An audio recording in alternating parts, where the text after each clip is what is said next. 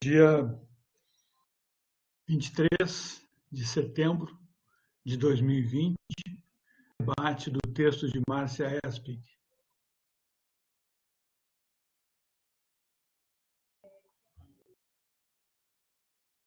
Ok, estamos gravando. Então, Eduardo Silveira de Lima, com a palavra para apresentar, então, o texto da Márcia Espig, né, Eduardo? Vamos lá. Então, professor, eu queria primeiro apresentar a autora, né? Falar um pouco sobre a formação dela, né?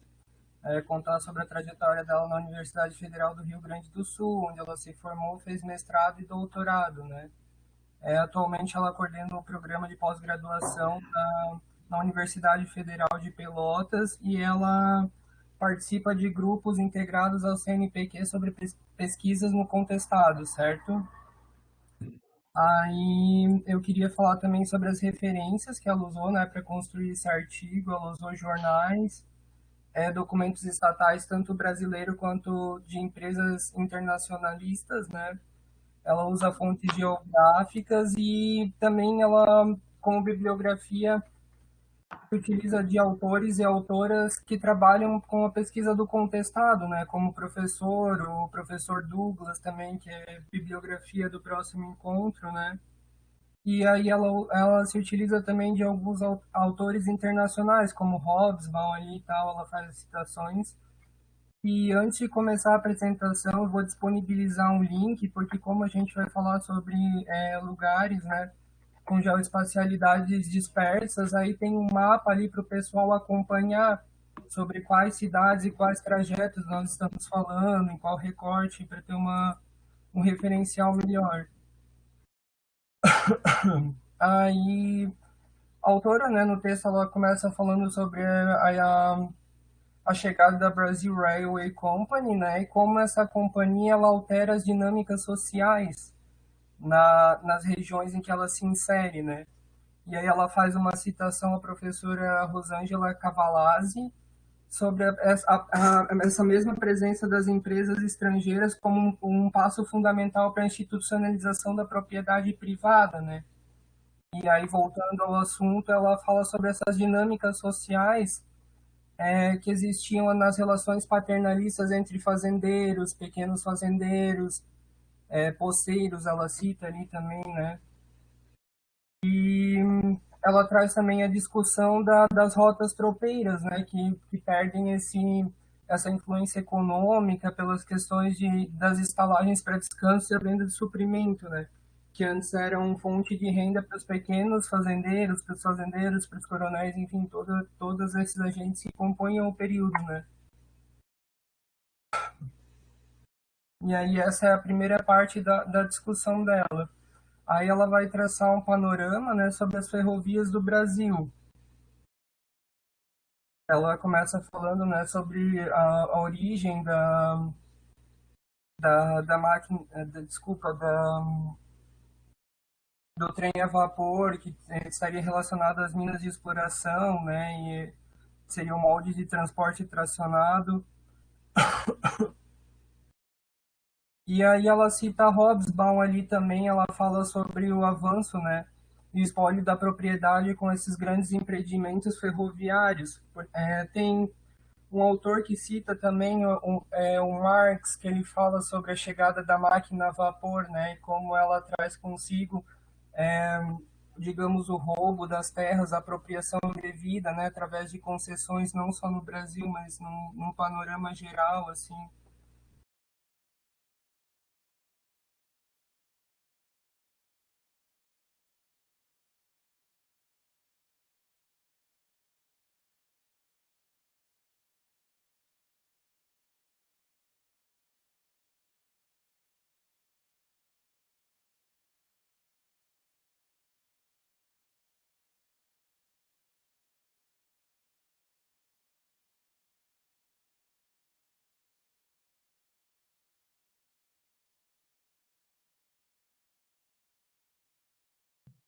Eduardo, você está me ouvindo?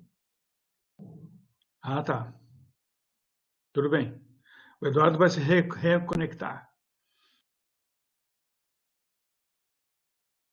Eu estava tentando carregar aqui o mapa que ele trouxe.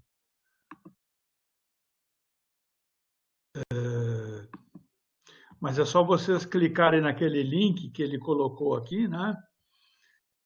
No chat, que vocês podem ver numa outra aba do computador o mapa, onde, clicando nos pontinhos amarelos, vocês vão ver estações, né, e partes parciais da Estrada de Ferro São Paulo-Rio Grande, né, com fotos da época, né, um trabalho interessante esse aqui. Deu, agora estamos ouvindo. Enquanto você estava fazendo a reconexão, eu estava mostrando às pessoas para olharem aquele mapa, aquele link que você mandou, né? Mas tudo bem, pode voltar, Eduardo.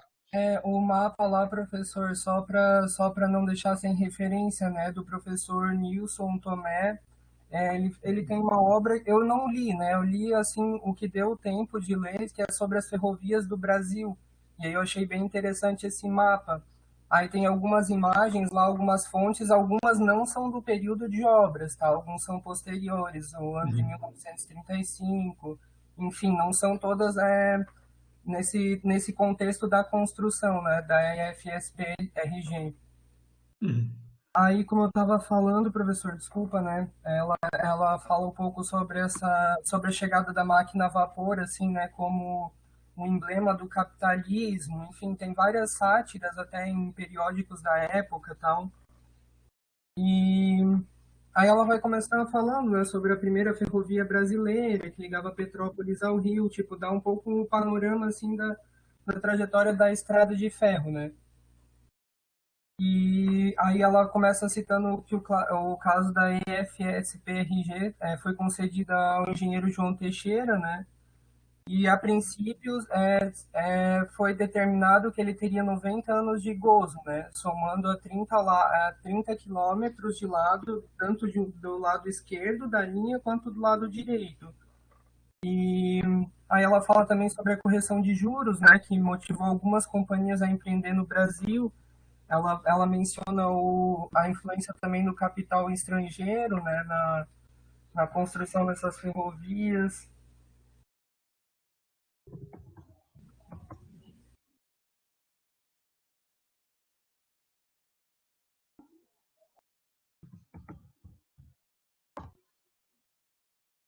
Só.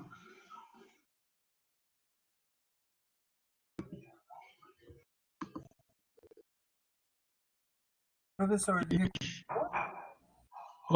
te ouvindo, Eduardo. Pode continuar. é que caiu aqui, aí a internet fica oscilando, aí fica dando tipo de conexão. Enfim, a internet é muito ruim aqui. Vamos lá, vamos enfrentar. É assim que a gente está funcionando esse ano. Vamos lá.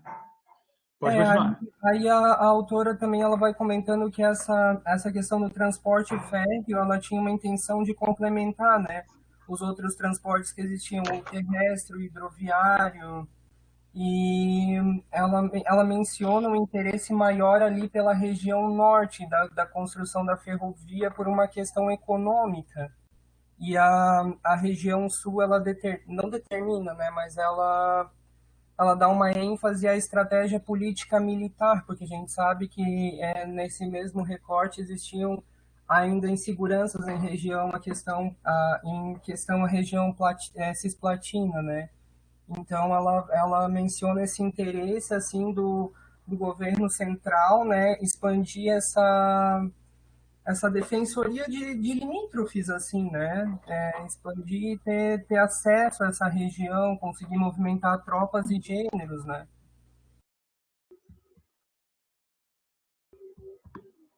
Aí ela vai começar também a falar sobre a concessão, né, da FSPRG, e ela fala sobre o sonho do padre Antônio Feijó, né, que no decreto 101 permite a construção. E aí ela vai falando também sobre o engenheiro, né, deixa eu ver aqui.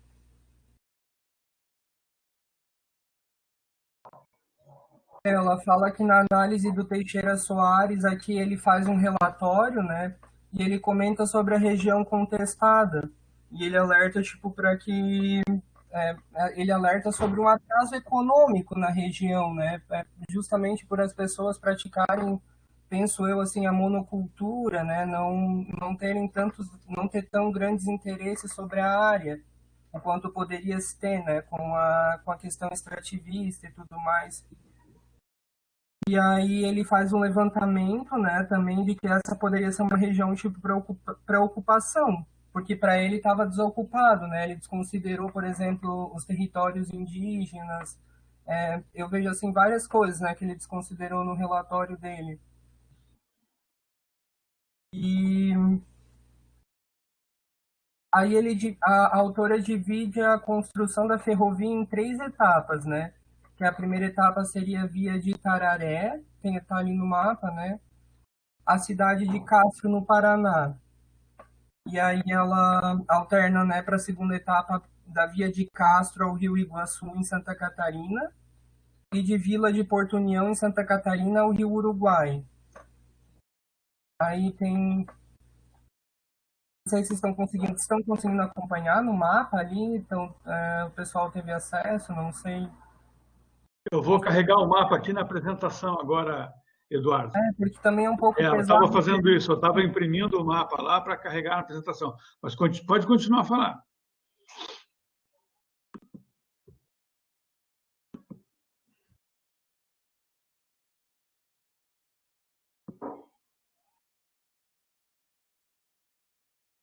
Alô, Eduardo?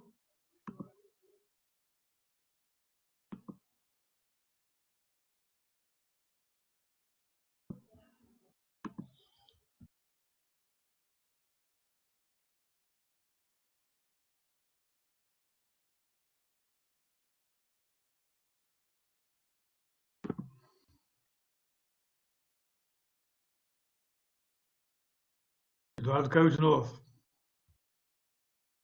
Consegui carregar aqui. Professor, estou de volta, estou de volta. Olha, aqui as pessoas que botarem aqui embaixo, tem aqui embaixo essas flechinhas aqui, né? Conseguem ver a ampliação do mapa, né? Então, ali aparece assim o mapa. Estão vendo a mãozinha que eu botei ali? A estrada, ela vinha lá de São Paulo, passava por Ponta Grossa. De Ponta Grossa tem um ramal que vai para Curitiba e Paranaguá, mas dali de Ponta Grossa saía o ramal sul em direção à União da Vitória. O trecho que foi mais difícil de construir foi justamente esse, entre União da Vitória, no Paraná, e Marcelino Ramos, no norte do Rio Grande do Sul. Né? Esse aqui é o trecho que vai ao longo do Vale do Rio do Peixe. É um trecho, então, que foi construído entre 1908 e 1910. São 300 quilômetros feitos em 2 anos. Né? Então, assim, não é pouca coisa, né? É uma obra realmente acelerada, né? Como, mesmo para as condições de hoje. Né? Fazer 300 quilômetros de ferrovia em 2 anos é uma obra bastante acelerada. Né? Pode continuar, Eduardo. E tem a questão também, né, professor, que essas obras geralmente elas tinham seus problemas. Por exemplo, a autora cita ali, né, algumas revoltas indígenas. Ela fala que o terreno também não era um terreno, digamos, plano, assim, né? Não era um terreno que você, por exemplo, poderia chegar, britar e construir a estrada, né? Você tinha que fazer a limpeza, ela dá as etapas ali. Tem um outro texto dela também que ela fala sobre a mão de obra e migração, que ela descreve cada agente social, né, que trabalhou na construção da ferrovia, como os tarrafeiros ou taifeiros, né, os trumeiros. Ela vai explicando a contribuição de cada um, né, e ela vai falando sobre essas dificuldades, a dificuldade que é construir, por exemplo, 1 quilômetro de estrada de ferro, né. Mas voltando ao texto aqui, ela ela fala, né, sobre o compromisso com a coroa e a transição do regime, né, do regime monárquico republicano, né, e aí no ano de 1890 a 91 é aprovado pelo legislativo o projeto, né, da continuação da construção da ferrovia, porém é desconsiderado ali a cláusula da migração, né, e da colonização, da imigração e da colonização. E aí ela cita alguns pontos assim que a empresa teria que, né, ter em vista como meta para mobilização, né? Eles teriam que criar a empresa em um ano, né? Tipo, com um contingente de trabalhadores, teriam um prazo de 5 anos, né, para conclusão das obras, 60 dias para iniciar as obras, finalizando todos os novos relatórios, né? Em caso de interrupção, os privilégios iam perder a validade, né?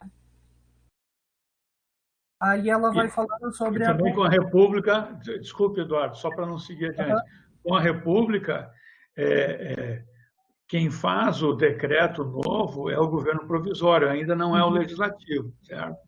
Ah, não é o Porque legislativo? o contrato com o Império é que dependia da autorização do legislativo. Só que eles Ah, assinam o contrato com o Império e logo depois cai o Império, no dia seguinte, né? uhum, Então, o governo provisório da República, em 90, então, portanto, antes até da reunião do Congresso, né, ele renova essa concessão para o Teixeira Soares, para aquele mesmo engenheiro, mas ele também diminui a margem lateral da estrada de ferro, né? Que no Império era 30 quilômetros para cada lado, e com a República fica 15 quilômetros para cada lado. uhum, uhum. Certo? Eu acho que é importante essa redução aí, né? Eu consegui, não sei se o professor conseguiu ver, eu também coloquei um segundo mapa ali no. Eu vou mandar outro link da apresentação, mas posso mandar mais tarde também. Aí, voltando ao texto, né, ela cita os problemas de orçamento, né, para a estruturação dessa companhia, para contratação, e ela fala também um pouco sobre a ausência de mão de obra, mas aí por preconceitos, né, com a mão de obra nacionalista, porque ela vai citar mais à frente no texto também a ideia que se tinha para esses caboclos, né, os sertanejos, era que eles provessem, digamos, os gêneros necessários para que os imigrantes, né, fomentassem esse comércio. A autora cita ali que esse plano incluía, digamos, tirar essas pessoas da, digamos, vida mansa, assim, ela usa um termo ali específico, né, para dizer, assim, basicamente que iria tirar esse pessoal da commodity, né, da monocultura, enfim, conseguir explorar melhor essa área, né, da região contestada. Aí a autora também vai falar que para a região sul, né, é estabelecido o contrato com a Chemofer de Sudoeste Brasilian, que é uma empresa francesa, né?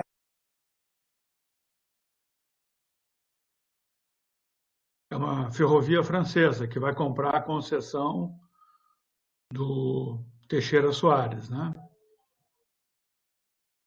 O Eduardo caiu de novo, ele deve voltar. Enquanto isso, eu vou carregar um outro mapa aqui com melhor definição para a gente enxergar melhor isso, né? Voltei, professor. Tem Voltou um agora, mapa, voltou. Eu estou carregando outro mapa enquanto isso, vai. Continua falando, Eduardo. tem um mapa também que está disponível no artigo, né, da professora, que é a construção da linha sul da estrada de ferro São Paulo-Rio Grande, né, mão de obras e migrações. Ali na página 855 tem um mapa que é bem melhor definido que esse que eu usei. Eu só não usei ele mesmo porque eu não tive como, digamos, recortar a imagem, né, para colocar nessa plataforma ali que eu usei. Mas aí quem quiser, ali tem até os sub-ramais, né, que interligam ali o tronco central. É bem legal o mapa, bem legal. Deixa eu ver se eu consigo disponibilizar aqui para o pessoal. Tá. Estão ouvindo? Estão ouvindo, né? Eu tô te ouvindo, mas pode continuar, tranquilo, vai lá.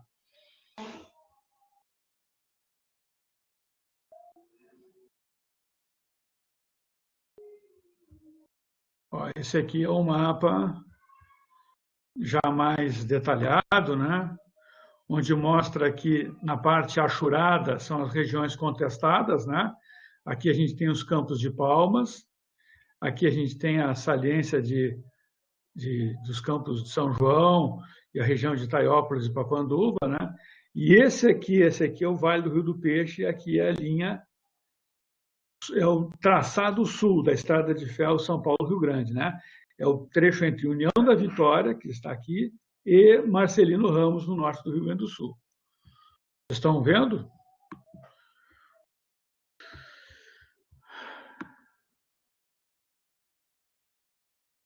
O Eduardo está entrando novamente, né? Então, aqui a gente tem esse traçado, né? Eu acho que é importante... Oi, Eduardo, pode voltar. Então, professora, aí a autora, a professora, né, vai falando sobre os anos de 1907, né, que é quando a Brasil Highway começa o processo de aquisição, né? Ela comenta que já desde 1904 eles tinham negócios estáveis, né, com relação ao extrativismo. Eu acho que é em Três Barras que ela menciona, alguma coisa assim. E Sim. a extração... Barras é que tem uma grande serraria. Tem duas grandes serrarias a Brasil Railway vai criar uma subsidiária, que é a Lumber and Colonization, né? Essa colonizadora e exploradora de madeira, ela vai ter duas serrarias na região, uma em Três Barras e outra em Calmon, né? Três Barras, naquele ramal, que é o ramal leste, que vai de União da Vitória até o Porto de São Francisco, e Calmon, que fica ao sul de União da Vitória. Certo? Pode continuar. Ela fala ainda que a Brasil Highway, né, tem várias atividades ao longo ali de Santa Catarina, né? Tem a escoação portuária, negócios imobiliários, né? Negócios de pecuária, agricultura. E aí ela vai falar um pouco sobre o Percival Farquhar, né, que é, digamos assim, como ela cita, o capitalista, né, por trás dessa ideia, dessa empresa internacionalista. E ela fala, né, que uma parcela da elite nacional tinha dúvidas quanto a essa empresa, né, por causa de algumas notícias que veiculavam nos jornais, né, enfim, sobre as fraudes que eles cometiam, né, para trazer imigrantes, os métodos persuasivos da empresa. Então isso deixava uma lacuna, né, dentro do prestígio, digamos assim, da empresa. E também por ela não ser uma empresa nacional, né, ela ser uma empresa assim que não tem sede nos Estados Unidos, tem um negócio aqui, mas tem nome internacional. E aí ela fala que o plano, né, ela cita assim, um plano de colonização da linha marginal é retomada a partir do decreto 6.533 do ano de 1907. Aí ela fala sobre como essa proposta, né, de ocupação desse território é retomada. E aí no outro texto que eu li dela também, ela divide a construção da estrada do Eixo Sul, né, que é a região que ela mais estuda, tanto é que na tese dela ela vai tentar estudar os trumeiros, né, que são esse grupo, digamos assim, mais abastado na hierarquia social. E ela divide como o ano de 1892 a 1908 marcado por dificuldades e um desenvolvimento lento, né, justo porque ela menciona que digamos, não se tem recurso nem humanitário, nem de orçamento para a progressão, né, da via férrea. Aí ela divide em 1908 e 1910, quando o engenheiro Aquiles Tenrio assume, né, e passa por um período de desenvolvimento considerável. Aí ela vai falar sobre as migrações do sudeste do país, né? Até tem uma parte que ela consegue achar em um jornal de Curitiba, eu acho que é deixa eu ver aqui para não prestar a fonte certinha. Deixa eu só achar o nome do jornal. Eu tenho o texto aqui.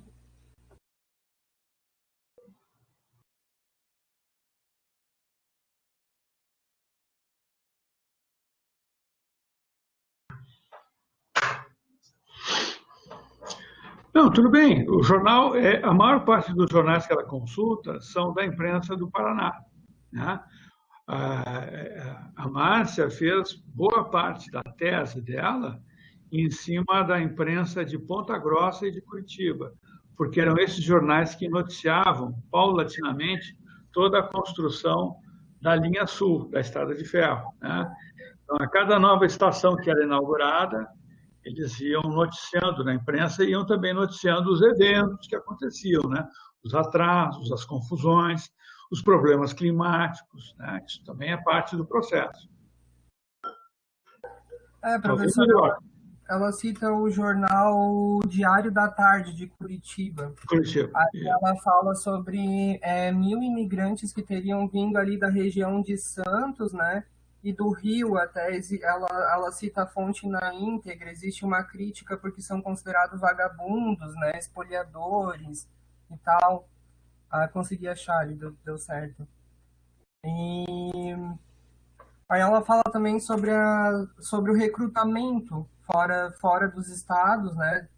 Se recrutavam tantos caboclos, ela menciona ali, né, para o serviço mais pesado, como trumeiros, só que ela também cita que tanto no período que ela se classifica como segundo momento e terceiro momento, existe uma redução de contingente, né? E os primeiros a serem, digamos, desassociados da empresa são os trumeiros, né? Porque aí a empresa, no final, ela quis ficar só com os grupos especializados para terminar a obra, assim, digamos, né? Para terminar as pontes, que antes eram de madeira e aí tem que ser fixadas com metal, né? A ser feitas novas estruturas para a construção dos bueiros, dos aterros, né, e tudo mais, e aí precisava de uma mão de obra atualizada. E aí ela fala também sobre a imigração, né, as pessoas que vieram de fora do país na intenção de trabalhar para a construção desse grande eixo, né. Ela vai falar que houve muitos problemas diplomáticos em relação a essas pessoas que vieram para cá, porque apesar do salário ser considerável, existia uma alta periculosidade, né, nessas funções de construção de ferrovia. Ela até cita um exemplo ali eu esqueci o nome da função específica, mas é a pessoa que segura aquele, digamos, prego gigante de ferro para que os outros batam com a marreta para que possa ser inserida dinamite na rocha, né? Aí ela vai falando como essas pessoas viviam em uma precariedade, mas depois que o engenheiro Stengel assumiu, né, ele deu um pouco mais. Na verdade, não deu um pouco mais, ele deu o necessário, né, para que os trabalhadores pudessem ter o um mínimo de segurança e atendimento em caso de acidentes, né, que isso ajudou também a trazer uma nova perspectiva e a atrair mais trabalhadores, né, justo para uma segurança maior assim no trabalho. E deixa eu ver o próximo tópico aqui. E aí também ela considera o fator de ocupação, né, dessa região concessionada, porque aí como volta a se firmar o contrato, né, digamos o pacto de colonização, essas terras podem ser ocupadas. E ela fala também sobre uma migração vinda do Paraná, de pessoas que já tinham conseguido a concessão de terras, deixaram a mulher e os filhos, né, e vieram trabalhar em outras faixas de linha férrea. Ela vai falando sobre essa descida, né, de imigrantes paranaenses, e aí até ela termina, até já vou dar spoiler, né, ela termina a tese dela falando, porque na historiografia muito se falou que os trumeiros foram responsáveis pela eclosão do movimento do contestado, né, então ela já traz uma análise que diz, opa, talvez não seja assim, porque essas pessoas tinham família no Paraná, tinham família em outras regiões, elas pretendiam sair do meio rural, né, para arrecadação, mas voltariam mais tarde com as colheitas, né, com o excedente de gêneros que a família que ele deixou para trás, deixou não, né, a família que ele brevemente deixou, né, vamos usar esse termo, deixou, voltaria e já estaria estruturada, né, numa dinâmica rural. Ok.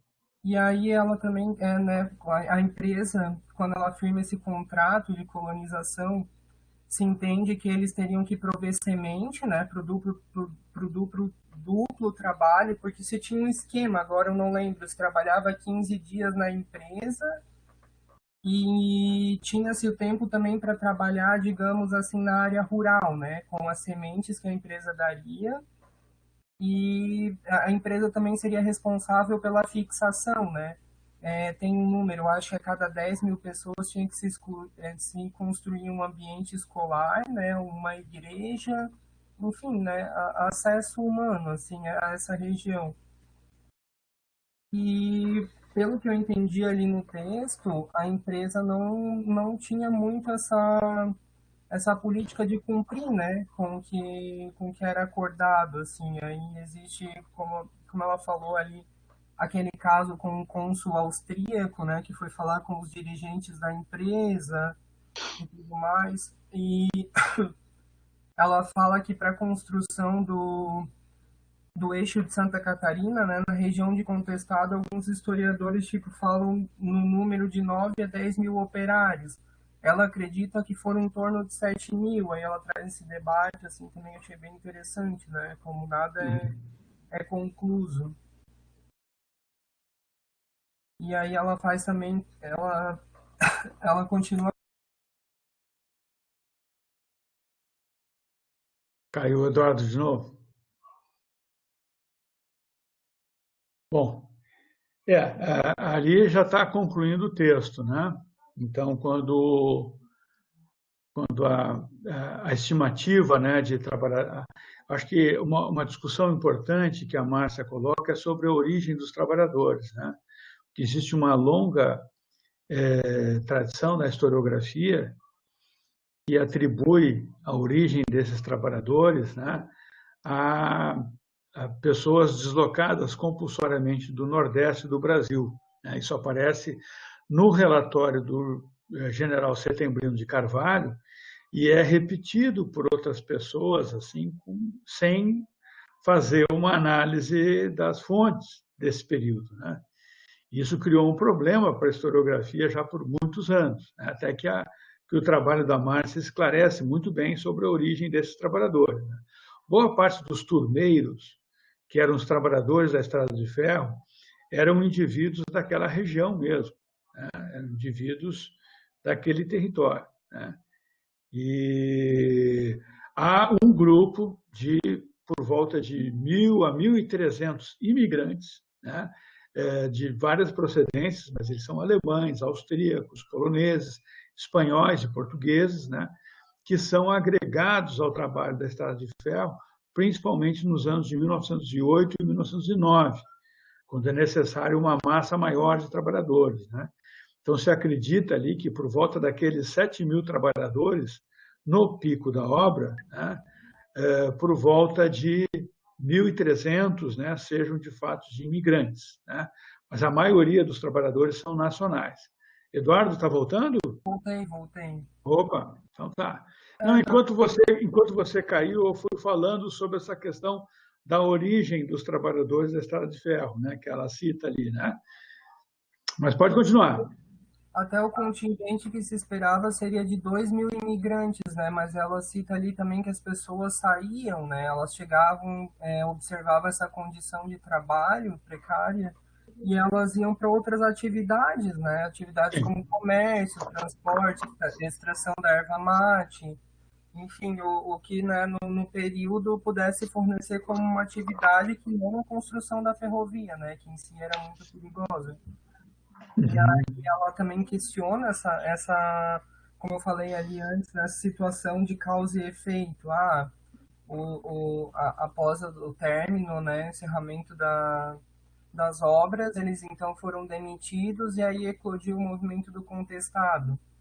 Ela já fala que não foi assim, né, não aconteceu dessa forma, que as dispensas foram graduais, né. Ela até cita que em alguns momentos, quando só precisava efetuar os reparos finais nas estradas, né, como eu falei, as pontes, passagens, túneis, ela até traz a estatística, né, da contratação de alguns funcionários, assim, mesmo nesse período de dispensa, óbvio, é uma mão de obra qualificada.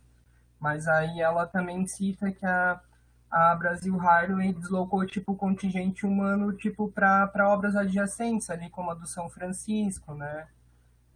Até porque eles tinham um monitoramento, né, dessa questão dos poceiros, né? Porque a empresa ficou firmado o contrato de que ela daria posse aos imigrantes que tivessem os registros legais, né? E aí ela cita também aquele outro fator, que muitas das pessoas que vieram, né, migraram das regiões do Brasil mesmo, elas voltaram para as suas casas, né, após o término da obra, porque elas estavam ali, digamos, por um rendimento temporário. Só um pouquinho o telefone, tocou aqui.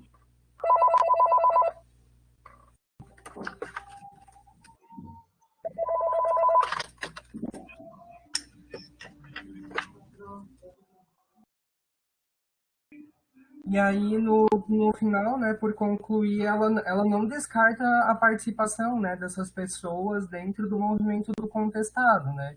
Óbvio, existiram pessoas que participaram, mas ela não atribui todo o contingente do movimento do contestado, né, que ela também avalia entre 7 e 8 mil pessoas, como sendo apenas os trumeiros, né?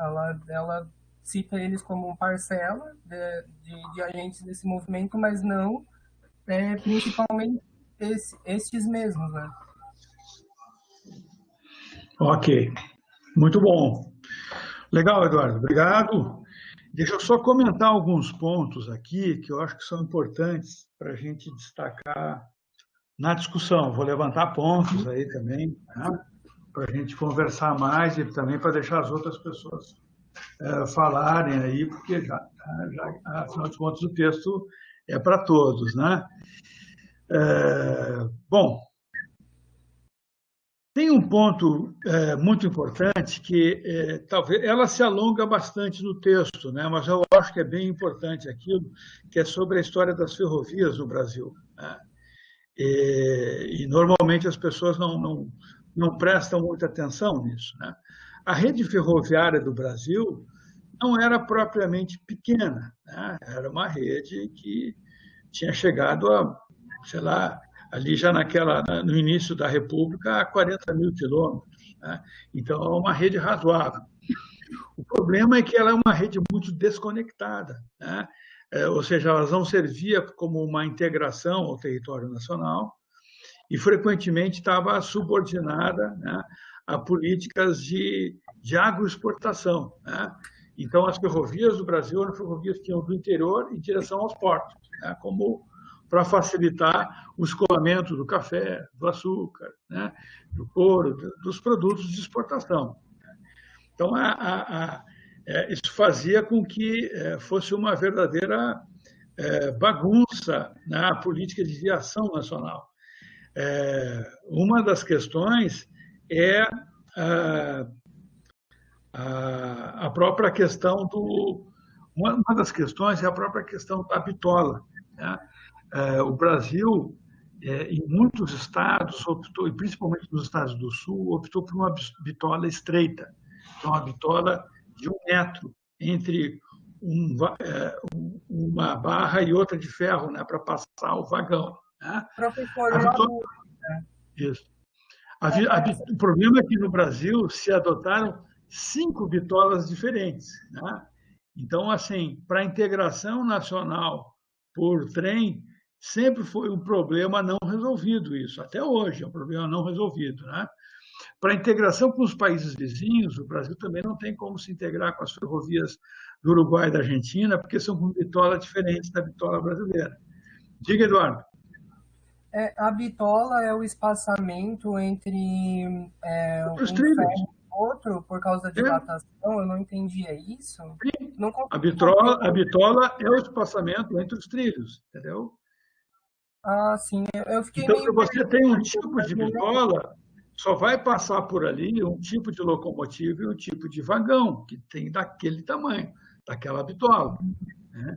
Aliás, esse foi um dos problemas dos alemães na União Soviética, na Segunda Guerra Mundial.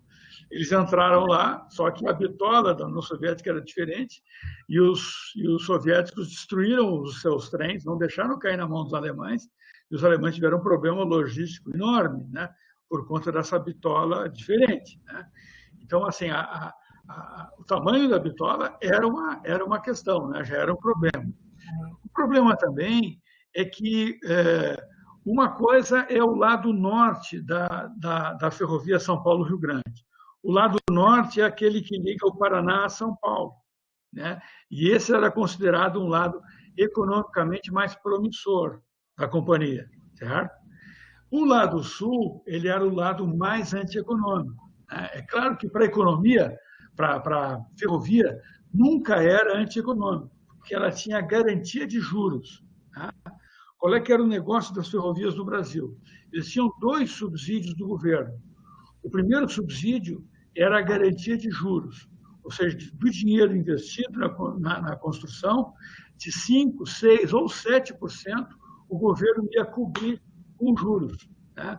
Então, não importa se a ferrovia fosse deficitária, o governo ia cobrir com taxa de juros do orçamento da União, né? Chegou um ponto até que 1/3 do orçamento da União era pagamento de juros para empresas ferroviárias, né? Então, um negócio ferroviário era um negócio que envolvia dívida pública, a dívida do Estado, né? Porque o Estado, as ferrovias eram particulares, mas eram todas subsidiadas pelo Estado. E esse subsídio garantia a lucratividade da operação. Além disso, as companhias tinham um lucro adicional, que é o lucro imobiliário, né? O lucro imobiliário se dava pela exploração dos territórios contíguos, né? Pela faixa de terra de concessão do governo federal para as ferrovias, certo? E aí é que entra a questão, vamos dizer assim, do difícil equilíbrio que a ferrovia tinha que fazer com a vinda de imigrantes para a venda desses lotes, mas, ao mesmo tempo, esses imigrantes tinham que ser trabalhadores na estrada de ferro, para completar a mão de obra necessária para a aceleração da construção do último trecho, né, de 300 quilômetros, que tinha que ser feito em 2 anos. Né? Por que essa pressa? Porque o governo federal tinha uma quase guerra com a Argentina. O clima era esse em 1909, 1910. Né? Então, era um investimento pesado que a União fazia. A União sabia que a ferrovia era antieconômica, mas precisava de uma ligação rápida do restante do Brasil com o Rio Grande do Sul por via ferroviária. Não podia depender só dos portos, porque bastava os argentinos tomarem o porto de Rio Grande, por exemplo, que todo o Rio Grande do Sul ficaria sem acesso das forças federais, né? Então, a ligação ferroviária por dentro era importante não só para a fronteira, mas para ligar o Rio Grande do Sul ao resto do Brasil. Por isso que ela é uma ferrovia estrategicamente importante. Há uma tese sobre isso até, sobre as relações exteriores no contestado, que é muito interessante, que é do professor, um professor da Universidade de Passo Fundo, Adelar Reinfeldt, né? O professor Adelar estudou os arquivos do Itamaraty, estudou a imprensa de Buenos Aires, os arquivos nacionais de Buenos Aires e tal, e viu como que esse conflito, né, fez apressar a construção da estrada de ferro São Paulo-Rio Grande. Então, assim, não é porque os militares foram enganados pelo Farquhar que eles toparam isso. Eles realmente toparam a construção da estrada nessas condições, porque eles tinham pressa.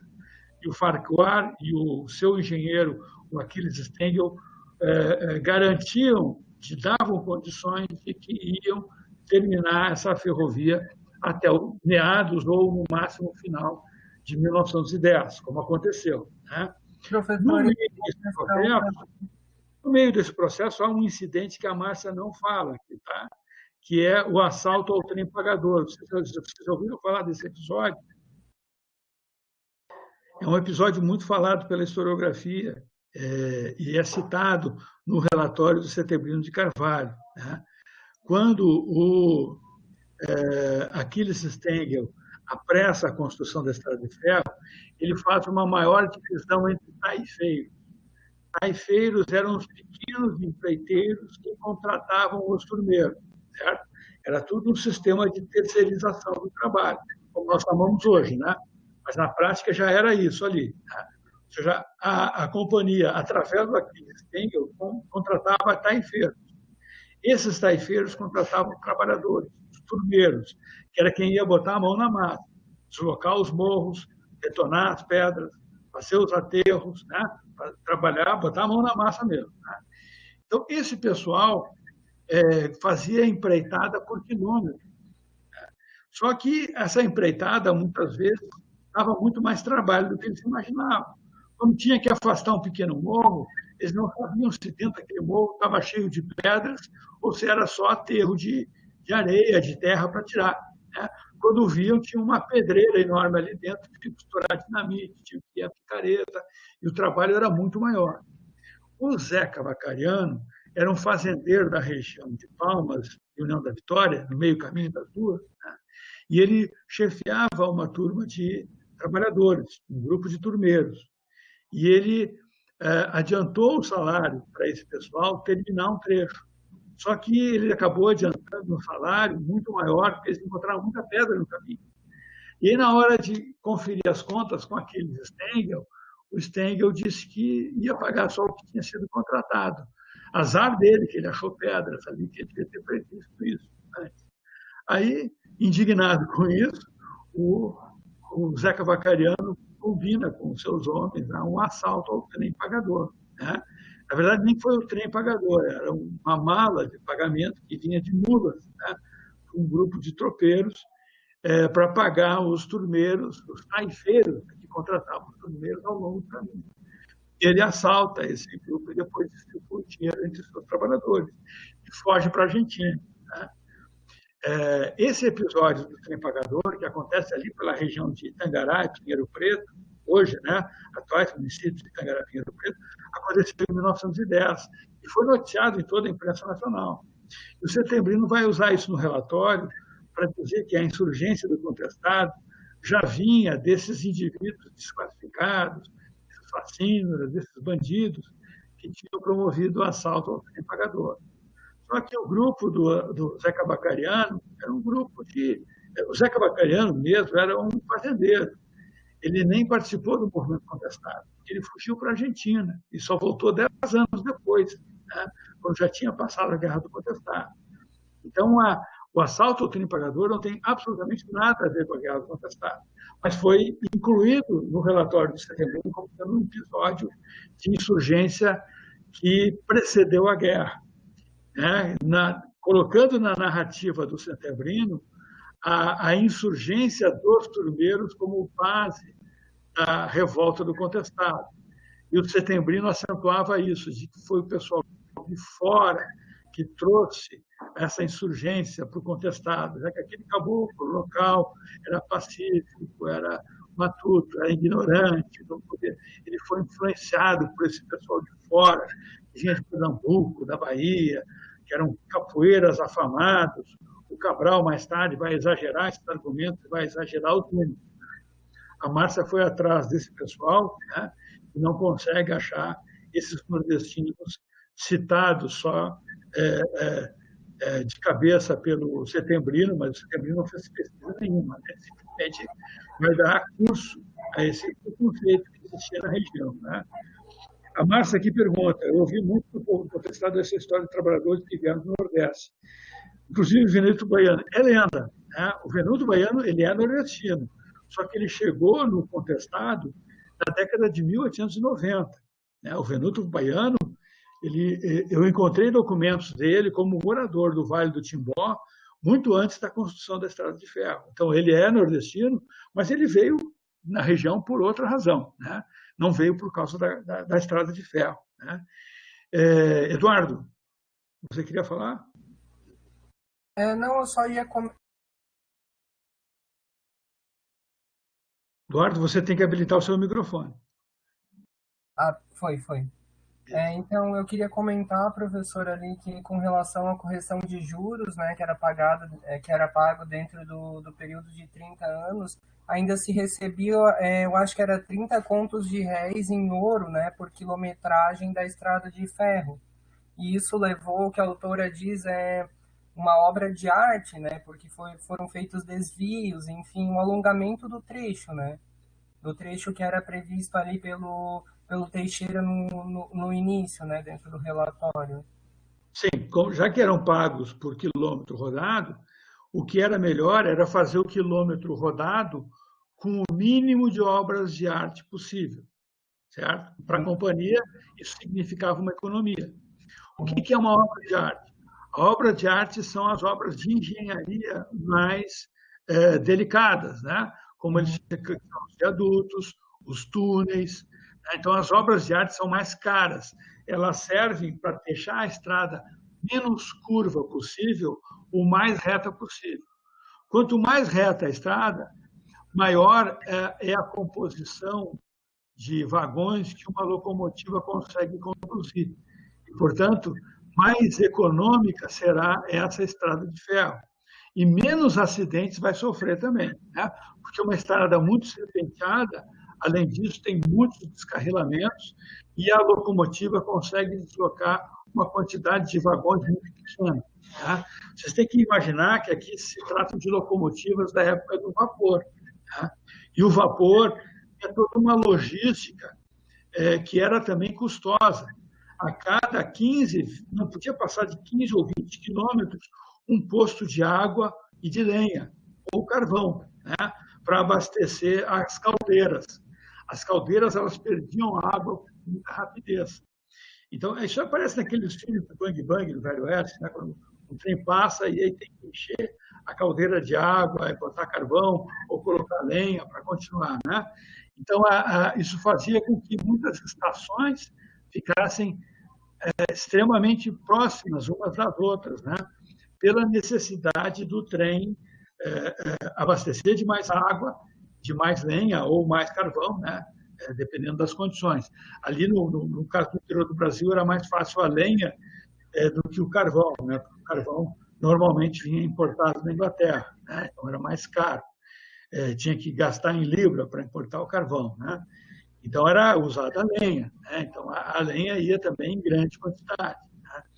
A companhia, então, ela tinha que ter um equilíbrio difícil, porque ela precisava dos trabalhadores para uma obra longa, mas ao mesmo tempo ela não podia fazer com que os imigrantes ficassem todo o tempo fora da colônia, senão os ciclos agrícolas deles não iam vingar.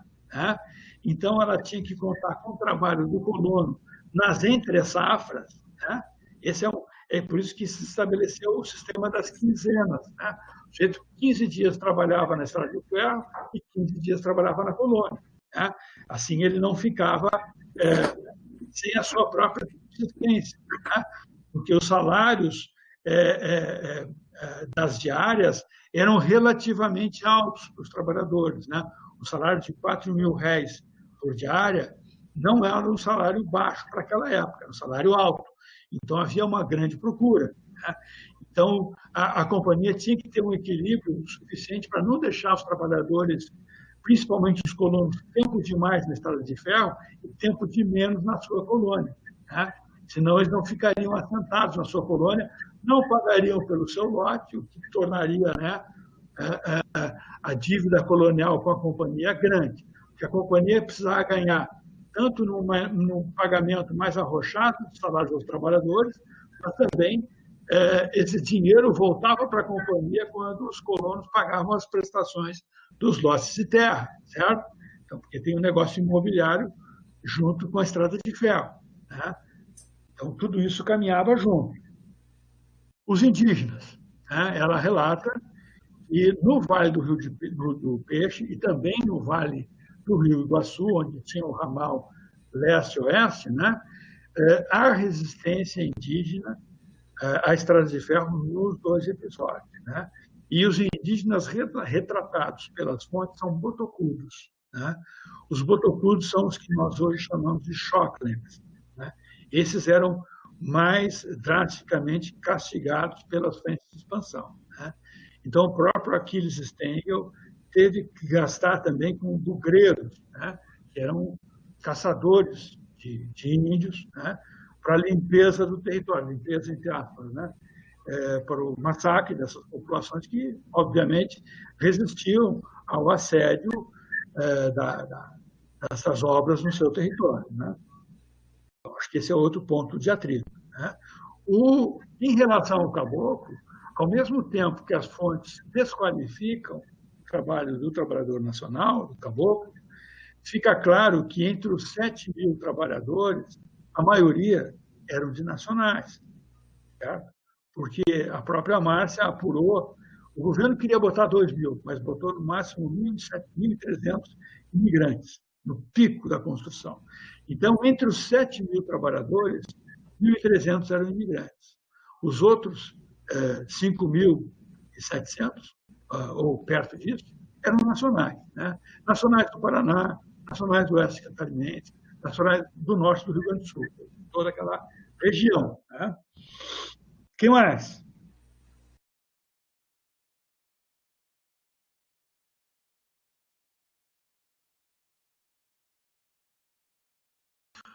Caiu o Eduardo de novo. Não, Voltou. eu estava aqui, estava analisando outra coisa, mas professora, assim, então a intenção não era que a estrada fosse alongada, não era a intenção é que ela fosse feita, digamos assim, de uma forma não muito sinuosa para que não houvesse incidentes do maquinário, é isso? A intenção é que a estrada fosse feita com rapidez. Aham, aham. No governo da União era isso, certo? Para a Companhia de Estradas de Ferro, a intenção era ganhar dinheiro, em cima tanto do trabalho dos imigrantes turneiros e dos nacionais, como depois da exploração imobiliária das terras adjacentes, né? Então é isso, né? O que a gente vê nesse episódio é que a construção da estrada de ferro ela era assim não só no Contestado, mas em todo o Brasil, né? Então isso levanta uma questão importante, né? Ou seja, não foi um episódio, vamos dizer assim, só aqui que aconteceu esse tipo de expropriação territorial e de exploração, de especulação imobiliária, né? Quando aconteceu a construção da estrada de ferro Santos, Jundiaí, São Paulo, aconteceu a mesma coisa. Na estrada de ferro central do Brasil, né, a Dom Pedro II, que ligava São Paulo ao Rio de Janeiro, aconteceu a mesma coisa. Nas estradas de ferro de Minas, em direção ao Espírito Santo, ou Minas à Bahia, também acontecia isso, né? Então, as companhias queriam explorar, né, os territórios adjacentes, por quê? Porque a estrada de ferro, no momento que é construída no território, né, o primeiro impacto sobre aquele território é a valorização das terras, né? Então, a primeira beneficiária da valorização das terras é a Companhia de Estradas de Ferro. E ela vai querer isso dos governos, né? Muitas vezes faltava perna para as companhias darem conta depois da própria operação, né? Ou seja, o butim era tão grande que elas mal conseguiam digerir o tamanho do elefante que estavam engolindo, né? Então, por isso que a própria Márcia fala no governo da União encampar várias companhias, ainda no período da Primeira República, apesar da doutrina liberal dominante na economia, né, de que não era para o governo abarcar essas companhias, isso acabava acontecendo, né? Então, por quê? Porque essas companhias vão tendo, depois que passa o período da construção, que é o período em que a ferrovia, a companhia ferroviária mais fatura por quilômetro construído, né? Depois ela cai numa queda dos rendimentos, né? E essas companhias, como são companhias que vão operar regiões de importação e exportação, a exportação, por exemplo, do café, da cana, de determinados artigos, ela é sazonal. Nenhuma companhia ferrovia fica o ano inteiro exportando aqueles produtos. Ela exporta numa estação, né? É que nem hoje. Hoje tem a safra da soja, ou a safra do milho e tal, mas isso aí é 2, 3 meses de safra, 2, 3 meses daquilo, e depois as estradas ficam vazias de novo, né? Como que justifica economicamente a operação contínua de uma companhia? É o subsídio constante, né? Então, a dívida pública vai aumentando, né? E o governo tende a encampar. Depois de 30, o governo vai encampar a maioria das companhias, né? Vai ser formada, ainda na época do Getúlio, o que se chamou depois de Rede Ferroviária Federal, né? Que é uma rede totalmente estatizada das ferrovias, né? Porque o capital estrangeiro vai até fugir dessas operações, porque já tinha passado esse boom das ferrovias, né? Estavam em outras áreas de acumulação. Né? Bom, mas aí vamos deixar para as pessoas abrir mais essas dúvidas, né, e questões a respeito desse texto. Né?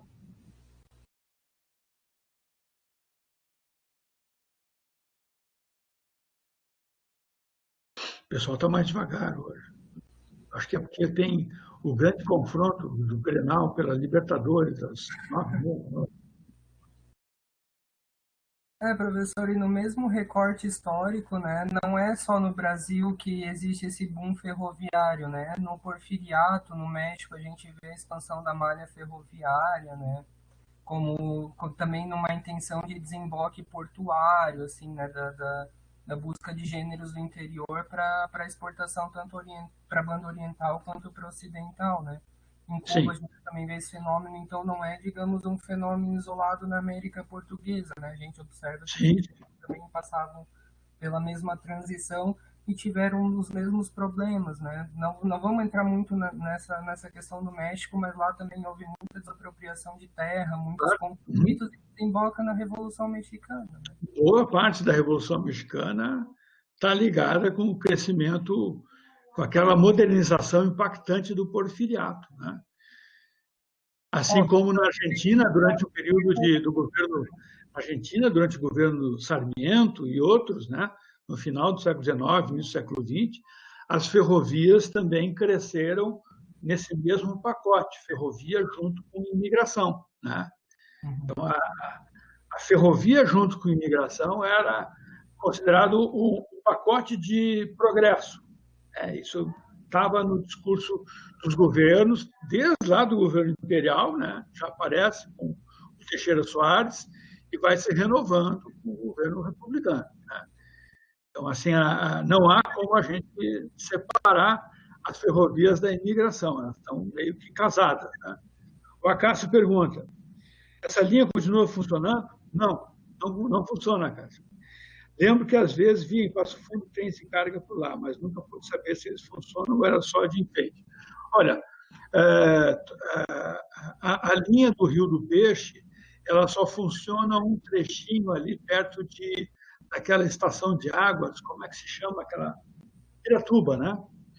Em Piratuba tem um trenzinho que anda ali próximo, né, da divisa com o Rio Grande do Sul, para fazer um passeio turístico de poucos quilômetros.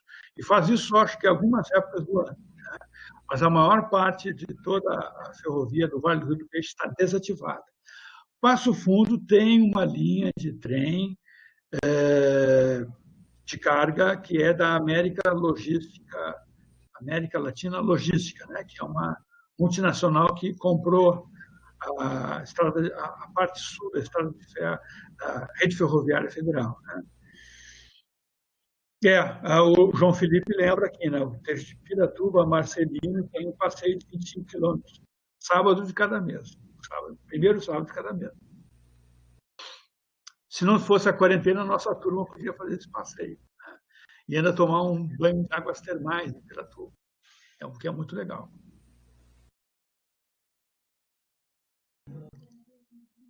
Bom, pessoal, eu vou dar um pause aqui na gravação, tá? Nós já estamos com 63 minutos de gravação, mas eu vou continuar aqui para a gente